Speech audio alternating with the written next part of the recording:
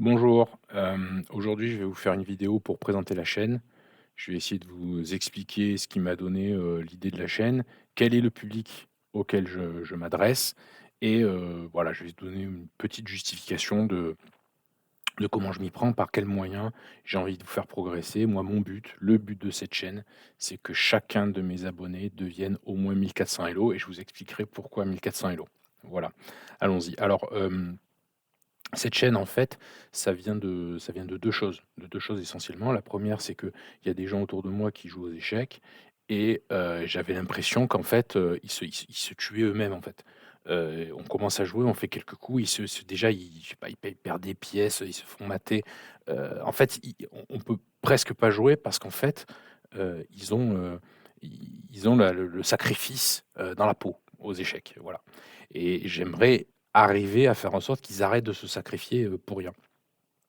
Il y a ça, d'une part, donc ce constat-là, et il y a un deuxième constat qui m'a poussé à faire cette chaîne, c'est qu'il y a quelques années, alors je vais vous montrer, il y a quelques années, j'étais tombé sur un post sur, chess.com qui montrait, parce que c'est ce que je cherchais, qui montrait la répartition des hellos aux échecs, et je suis tombé sur ça. Alors il a évolué depuis, hein, mais je suis tombé sur ça et je me suis dit: «Waouh!» En fait, la gaussienne, ou si on peut appeler ça une gaussienne, elle est centrée autour de quoi? Autour de 1000 hellos, mais à 1000 hellos, on fait des tas et des tas et des tas d'erreurs. Enfin, on comprend pas du tout, comment ça marche. Donc je me suis dit: «Attends, mais toutes les vidéos qui sont excellentes d'ailleurs, hein, toutes les vidéos qu'on voit sur Twitch ou sur YouTube sur les échecs, mais elles sont quasiment inaccessibles, heu, en termes de compréhension, hein. Elles sont quasiment inaccessibles, aux joueurs, à l'amateur, lambda qui aime jouer aux échecs de temps en temps.» Et là, je me suis dit: «Mais en fait, ce qui serait chouette, ce serait de faire des vidéos qui s'adressent vraiment à ces gens-là.» Et ces gens-là, c'est quoi? C'est des gens, si vous me pardonnez l'expression, c'est des gens, normaux. Même si j'aime pas mettre des normes sur les êtres humains, en général, c'est plutôt dangereux. En tout cas, c'est ce que l'histoire a montré.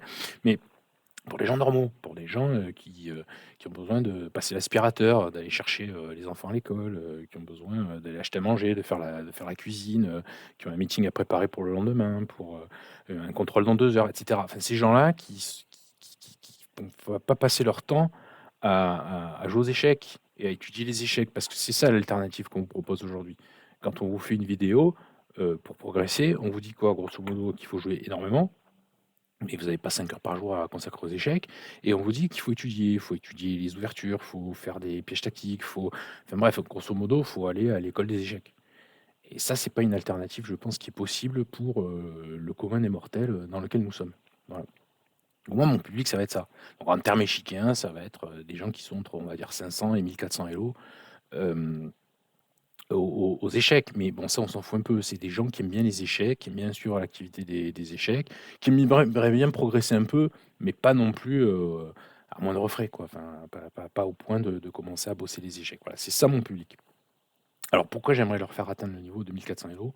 Parce que 1 400 hello, j'ai de ce je joue beaucoup, en fait. J'essaie de jouer contre des 800, contre des 900, des 1000, des 1200, des 1300, pour vraiment m'imprégner de comment ça joue, à ces niveaux-là, et 1 400 hello, c'est le niveau où les gens, ils jouent assez bien pour pas faire complètement n'importe quoi. Ils se font passer beaucoup, à chaque coup. Ils commencent un peu quand même à bien réfléchir.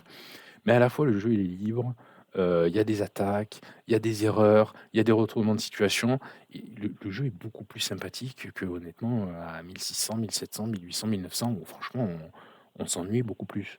Donc moi, ce que je vous propose, c'est ça, c'est d'arriver jusqu'à, 1 400 hello, et c'est le but de ma chaîne. Je vous ferai tout le temps des vidéos, je pense de 10 minutes, un quart d'heure, sur un sujet en particulier, et en essayant de vous donner pas des techniques à appliquer, pas des techniques, non, en essayant de vous inculquer ce que peut-être par vous-même vous auriez pu trouver, mais que vous n'avez pas eu le temps de trouver par vous-même parce que vous avez pas consacré assez de temps.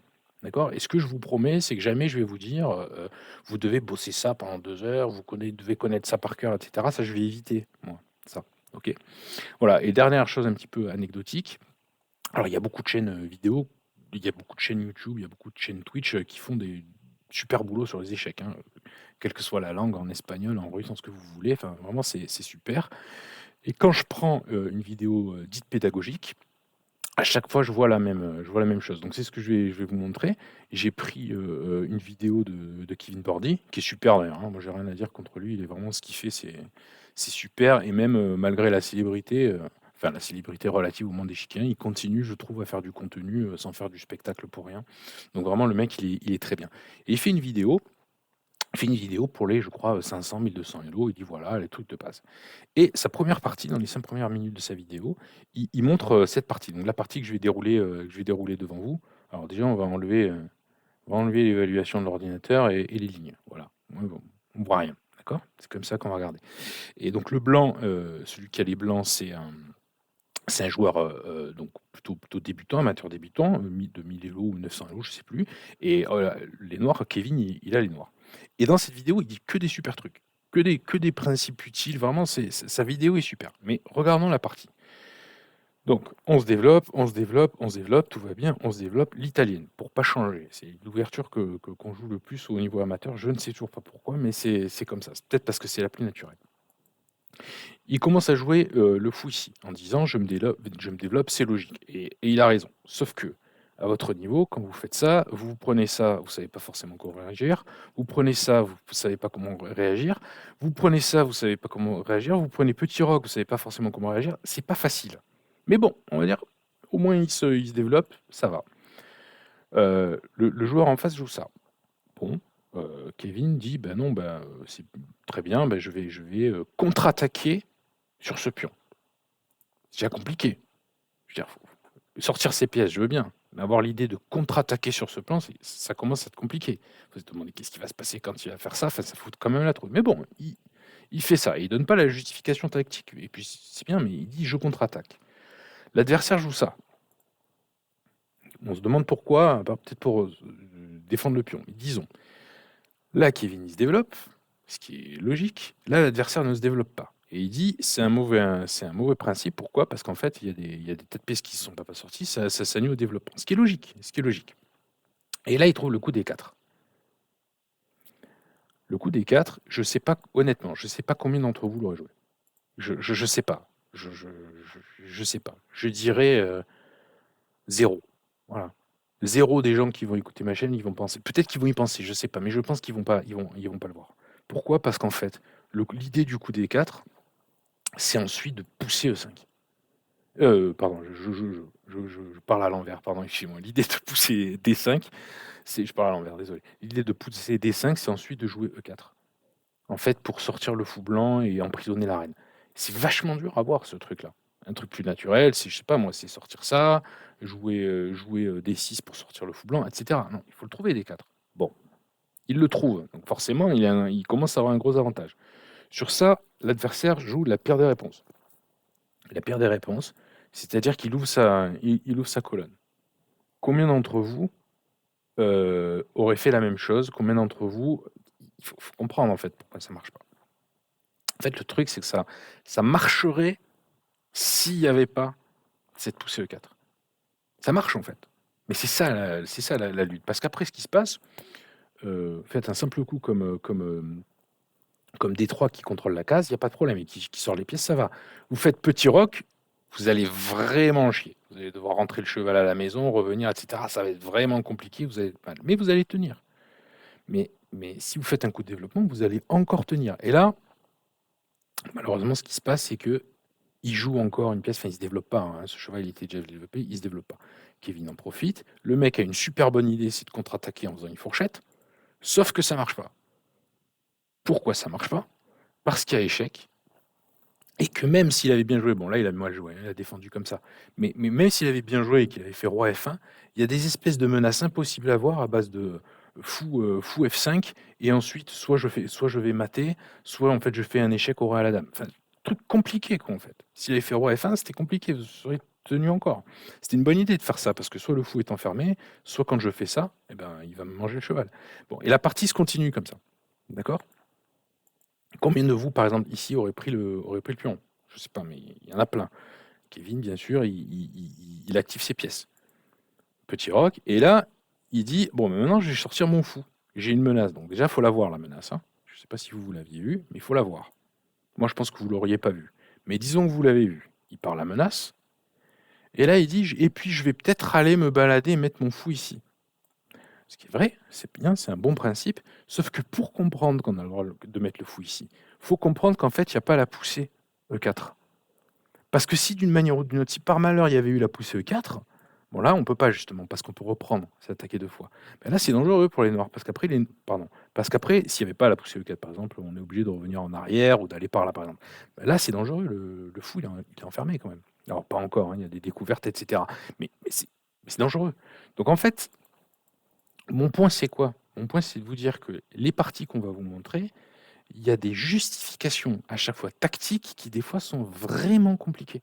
Vraiment compliquées. Et moi, si j'avais eu à analyser cette partie, je vous aurais dit quoi? Développe ces pièces, c'est bien. Développe ces pièces, c'est bien. Développe ces pièces, c'est bien. Ah, pourquoi t'as pas développé une pièce? Pourquoi t'as pas développé une pièce blanc? Ou roquet? Pourquoi t'as pas développé une pièce? Bon, d'accord, t'as pas développé une pièce. Pourquoi? Attends, oula, je comprends pas. T'avais tout fait pour pousser. Pourquoi t'as pas poussé pour développer les pièces? On s'en fout du pion. Développe tes pièces. T'es pas un pion près. De toute façon, tes parties, elles se jouent pas un pion près. Donc développe tes pièces. Voyons. On continue. Et là, encore. Mais si tu fais exprès ou quoi? Pourquoi tu développes pas tes pièces?